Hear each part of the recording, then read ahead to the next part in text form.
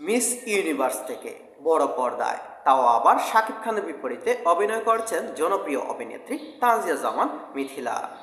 রকস্টারের দ্বিতীয় টিজার খুবই অল্প সময়ের উপস্থিতিতেই তিনি একটা স্টাইলিশড ভাইব তৈরি করেছেন। স্ক্রিনে তার লুক, এক্সপেকটেশন আর প্রেজেন্টেশন সব কিছুতেই ছিল একটি স্মার্টনেস। সব থেকে ভালো লেগেছে তাকে জোর করে অন্যরকম বানানোর চেষ্টা করা হয়নি, বরং তার ন্যাচারাল গ্ল্যামারকে হাইলাইট করা হয়েছে। শাকিব খানের বিপরীতে প্রথম কাজ, তাই অডিয়েন্সের এক্সপেকটেশন একটু বেশি। এখন দেখার অপেক্ষা ঈদে বড় পর্দায় তাদের কেমিস্ট্রি কতটুকু কানেক্টেড করতে পারে দর্শকদের সঙ্গে। তবে টিজার দেখে এটুকুই বলা যায়, মিথিলায় নজর কাড়া এন্ট্রি দিতে যাচ্ছে, যেখানে শাকিব খানের বিপরীতে প্রথমবার ইন্ডাস্ট্রিতে রাজত্ব করতে যাচ্ছে তানজিয়া জামান মিথিলা।